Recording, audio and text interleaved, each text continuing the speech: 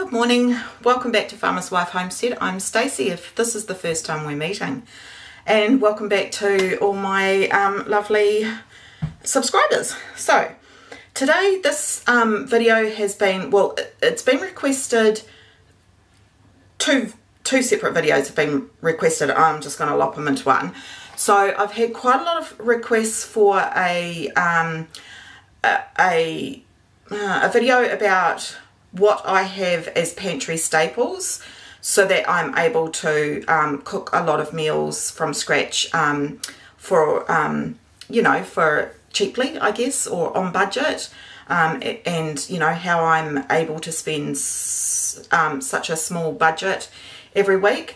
So I thought I would quickly run through my staple pantry, and I will also make a printable for you of my standard, you know, standard list, because I'm also hearing from a lot of young ones leaving home, or young adults leaving home and not knowing the things that they should buy and have in their pantry to be able to cook for themselves. And they're saying that they're learning a lot from the channel and stuff, so that's awesome. I'm so pleased that people are learning some useful information, I guess.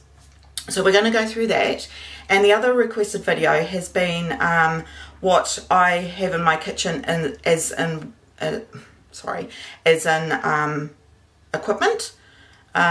So yeah, people want to know what I've you know, what my go-to equipment in the kitchen is.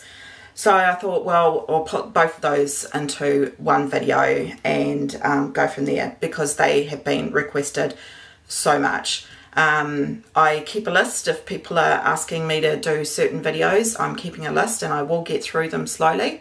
Another one coming up will be, I can't remember your name, but a lovely lady messaged me and says, I've got a house full of teenagers and they're eating me out of house and home. So we're going to do a specific video just for feeding hungry teenagers, because, you know, mum of six, and four girls, 2 boys, and both boys were very much athletes. One was a cyclist and one was a rugby player, and they ate a lot. So I get it. So I'm just going to let you know what I sort of did, and even ideas that I didn't have back then but I have now, to try help you guys. Anyway, so in the thumbnail you would have seen this. So this is a copy of my pantry inventory list. I've talked about these in several videos, but we do have a lot of new people here. I have a kit that has all inventories, and it's also got, you can just see it on the fridge, my monthly meal planner. So we've got like pantry inventory, there's a fridge inventory, freezer inventories, and it's broken down into fruit and vegetables, meat, the types of meat and all that sort of stuff. So, and there's a few others, but I only just grabbed these ones here. So this is you know, one of the ways that I try to keep control of what I've got, and in the you know, in all the different areas of the home, and it makes sure that you know, like, I'm rotating, and I've got the use by dates and all that sort of stuff.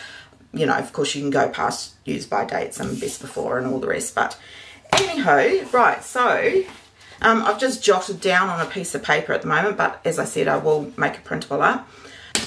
So if there is anything that you can buy in bulk, or should buy in bulk, it's flour. So one of the ways that you can start saving money is by baking yourself a lot of products that perhaps you might find that you reach for as convenience foods in the supermarket, because the less you buy at the supermarket, the more ends up in your pocket. And I do know Pack and Save, I'm pretty sure Countdown doesn't, but I do know Pack and Save do have bulk flour, and they do bulk sugar as well, which is fantastic, because some people can't get a Gilmore's card. But if you are down in the lower North Island, there is another place called More Wilson's, and when we lived down in the Wairarapa, I used More Wilson's, and I love More Wilson's even over Gilmore's. They've got a much wider range of things to buy. So if you can get, you know, 2 things to help make your life easier and save money, it's bulk flour and bulk sugar. So the bulk flour I keep in a big 10 litre, I think it's 10 litres,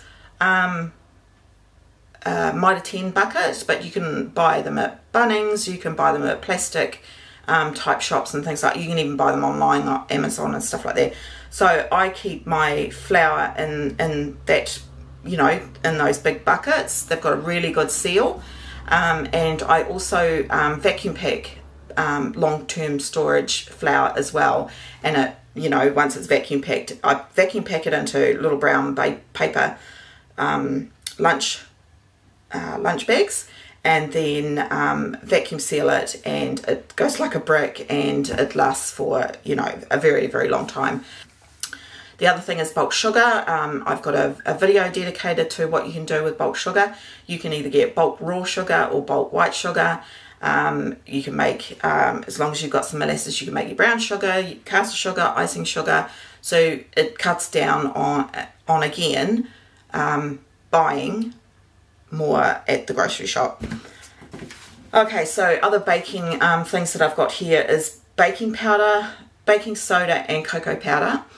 And also grab cream of tartar, because if you run out of baking powder, you can use baking soda and cream of tartar to make baking powder. Whew, that's a mouthful. Yeah, so that was me the other day. I was doing some volunteer work for some catering, and I was making scones and I ran out of baking powder. So I'm really not sure how that happened, but anyway, I did. But because I keep cream of tartar and baking soda, I was able to make baking powder out of that. So what else? UHT milk. I always like to have a couple of those cartons of milk on the pantry shelf, because if I run out of milk, either in the fridge or milk powder or anything like that, or I just quickly wanted to use liquid form milk, I always have a couple of those in the pantry. You want a good oil. I use the Good Oil sunflower oil. It's I'm pretty sure it's cold pressed, but it's a really, really good oil, and of course olive oil as well. I try and stay away from vegetable oils and castor oils because they're not great for you. What else have I got on the list? Golden syrup and vanilla. So of course, if you wanted to, you could buy them, but I make both of those products. I'll just get the vanilla.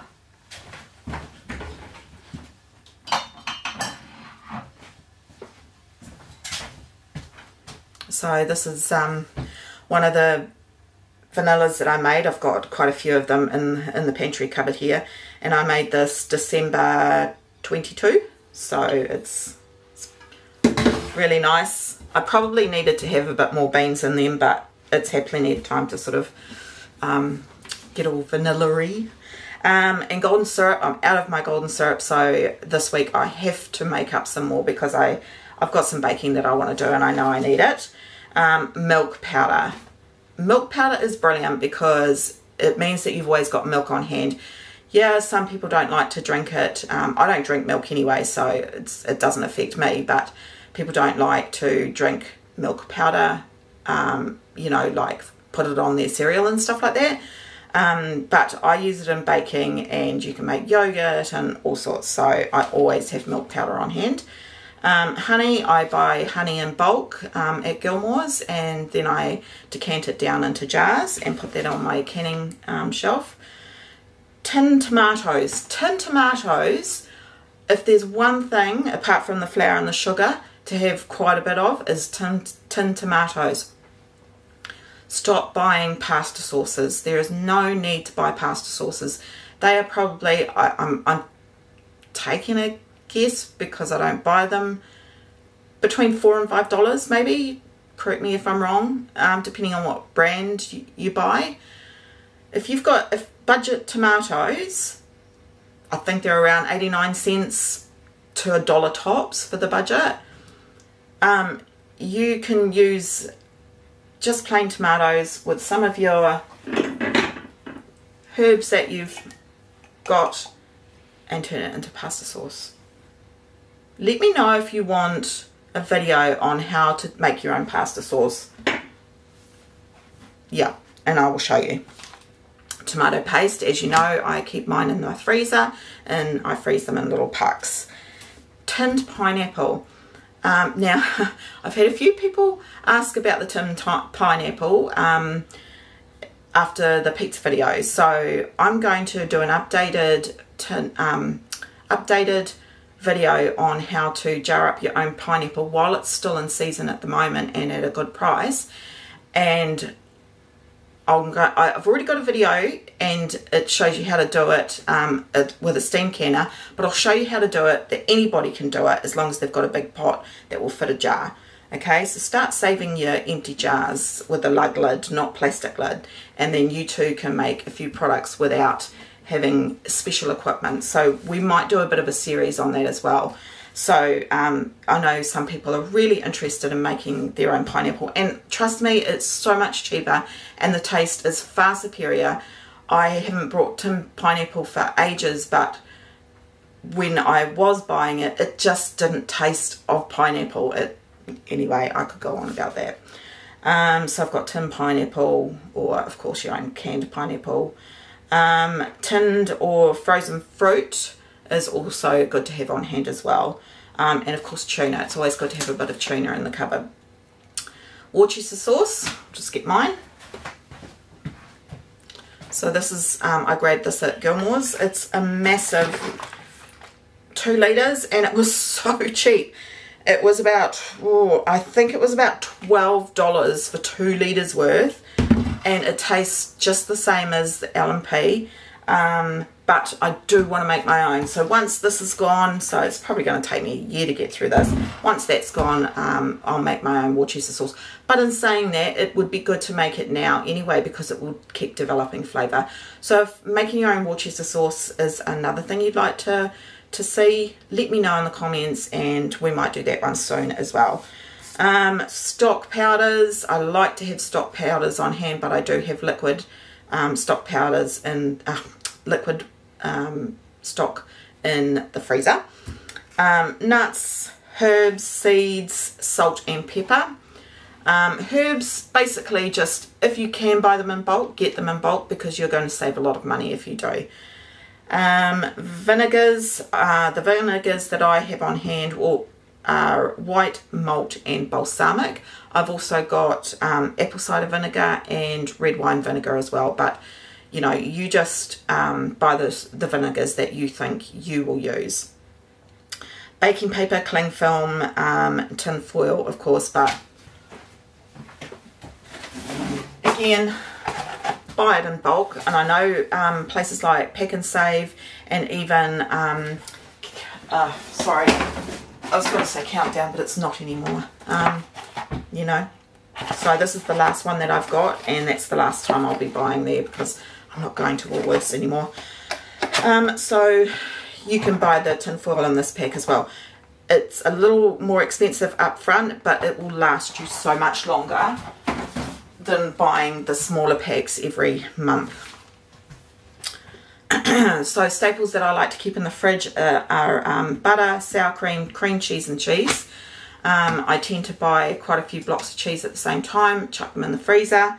And cream cheese, if you have a look on the back, especially if you get the little cardboard one, it lasts for months and months. So I like to keep a couple in my fridge so that if I need cream cheese, it's there. Butter, of course, I freeze that. And cream, I buy the 2 litre of cream. So I usually buy 2 a month. And if I've got any left over, which quite often I do, I whip it up and turn it into butter. And then I've got butter pats in my freezer as well. For the freezer, I've got frozen veg. I like to put ham in the freezer. Of course, my roasted veg, which you've seen or may have not seen videos that I put roasted veggies in the freezer so I can make them up real quick. I like to freeze salami, and of course my frozen packs of garlic, ginger, onion and tomato paste. Back to the pantry. I forgot to mention pasta, so I always keep spaghetti, macaroni and lasagna on hand.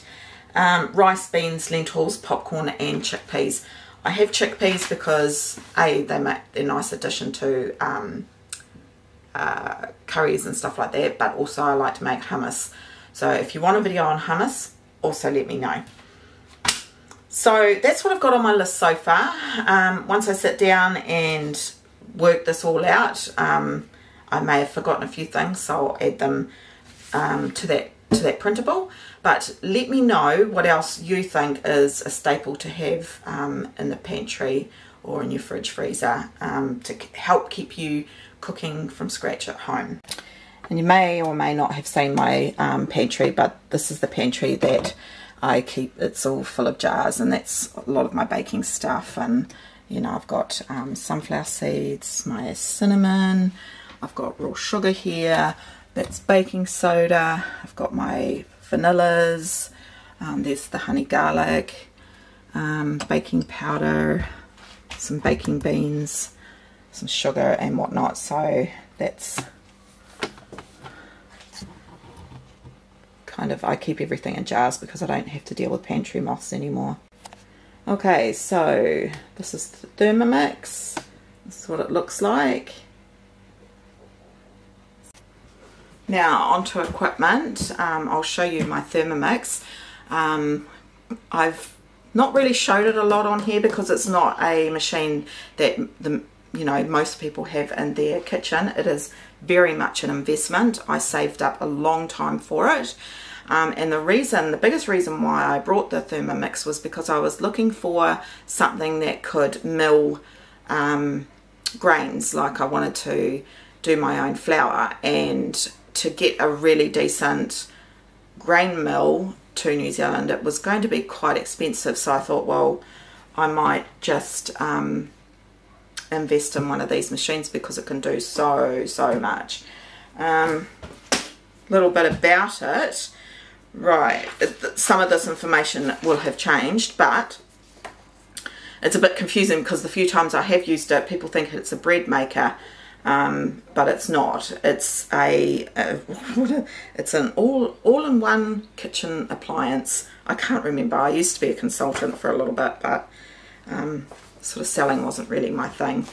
So this is the list, and I know it's got more added to it now, but it can emulsify, steam, blend, crush, puree, chop, weigh, grate, stir, mix, caramelize, knead, grind, saute, cook, stew, braise, mince, whip, mill. It can slow cook. It cooks rice, sous vide. Yeah, so it's a sous vide as well. So you can basically cook meals with it. You know, if you were cooking something up and you wanted to make a quick cheese sauce, you follow the instructions and it'll make it for you. It even cleans itself.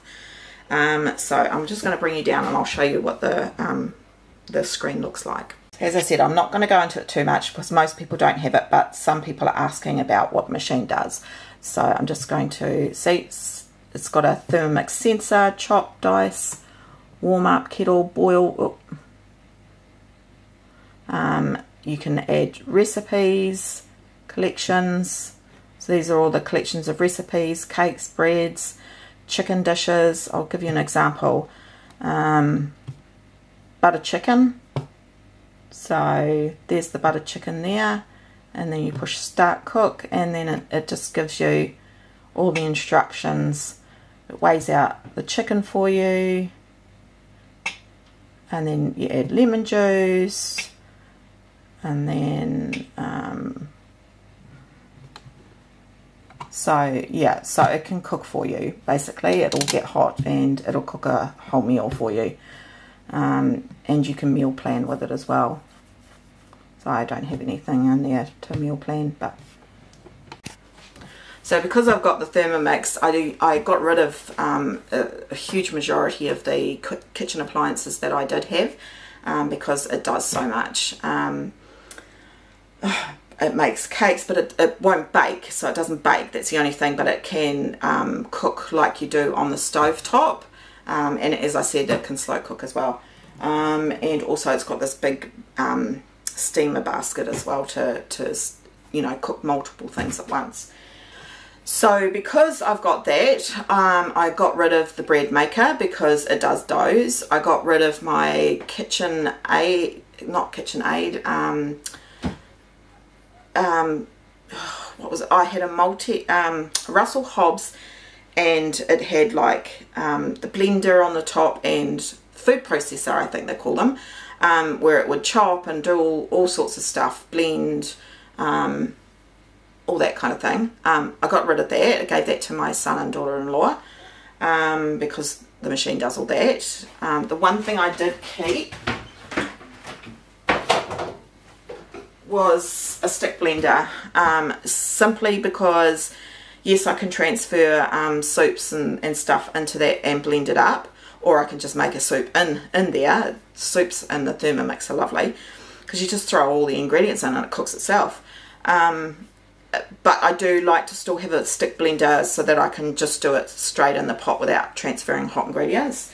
But I still haven't found the motor part yet. I've got, I did keep my Kenwood. I kept that so that I can still make pavlovas. And of course I got my brand new KitchenAid from my brother and sister-in-law. So my Kenwood is going to be passed down to one of my children. What else? My Russell Hobbs pressure cooker.